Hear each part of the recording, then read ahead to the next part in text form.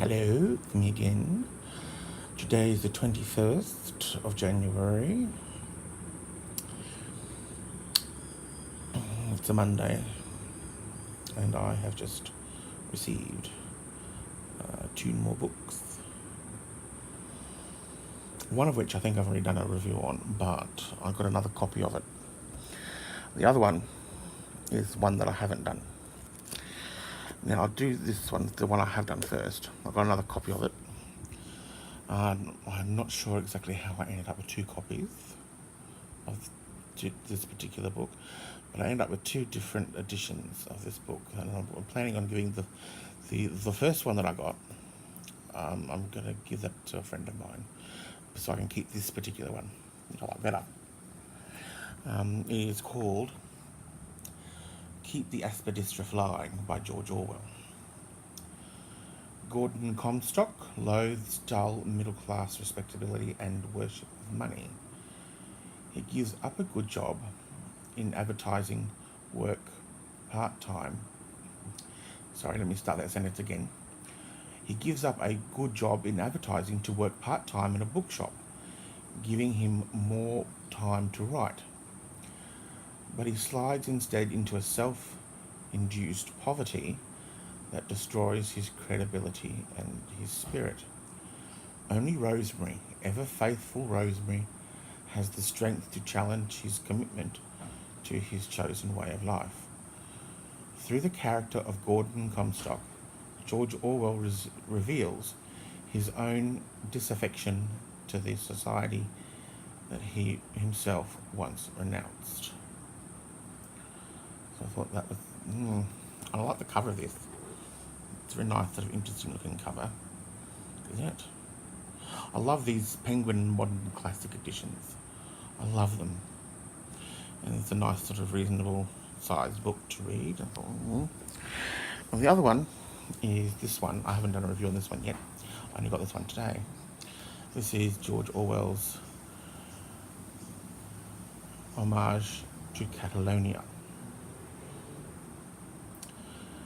This is a non-fiction book.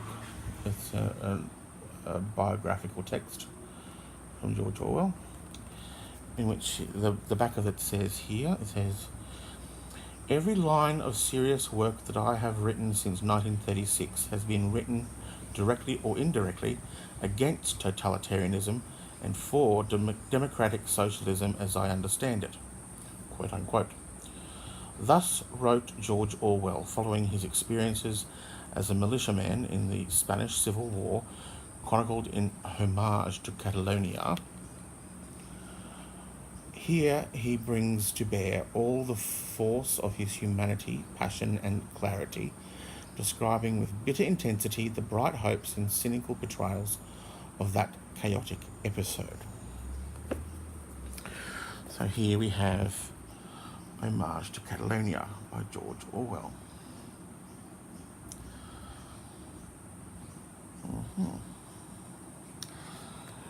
I'm still reading Animal Farm, and I'm a bit of a slow reader. I'm almost finished it. I've still got a few more pages to go. I'm almost finished it. You'll see. Hang on a minute. I can get where my bookmark is. Hang on a minute. See, there's the front of it, and then I'm almost finished it. So sometimes I'm a bit of a slow reader, but I'll probably finish it this afternoon. But, yes, I'm still reading Animal Farm. I'm finding it's very similar to 1984, although Animal Farm was written first. This is the feeling that I'm getting, is that they're both... So excuse me a minute. This is annoying me. They're both written in the late 40s, post World War II, and they both deal with similar subjects. In that Animal Farm feels like it's dealing with and addressing the Second World War and its consequences post-war as they directly relate to Europe.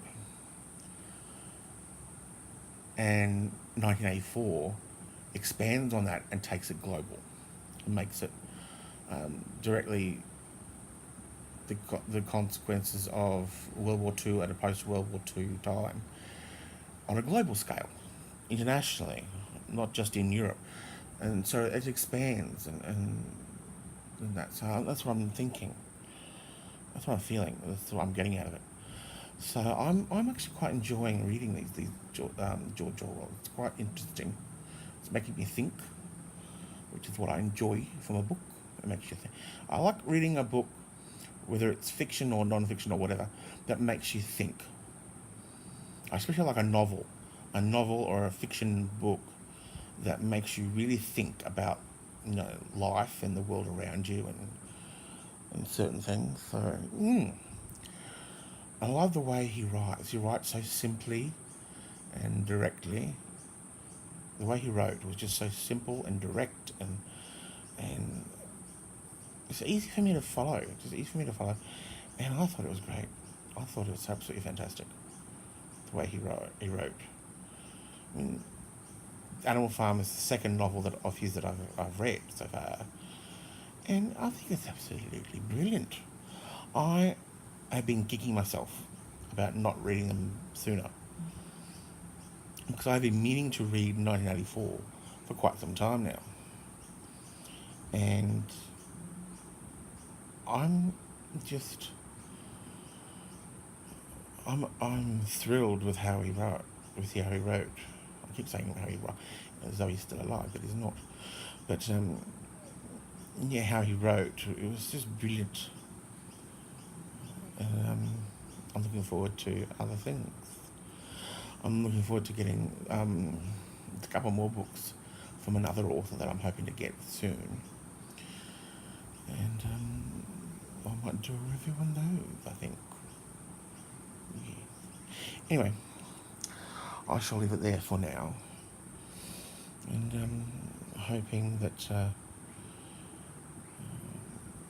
the world can live with passion.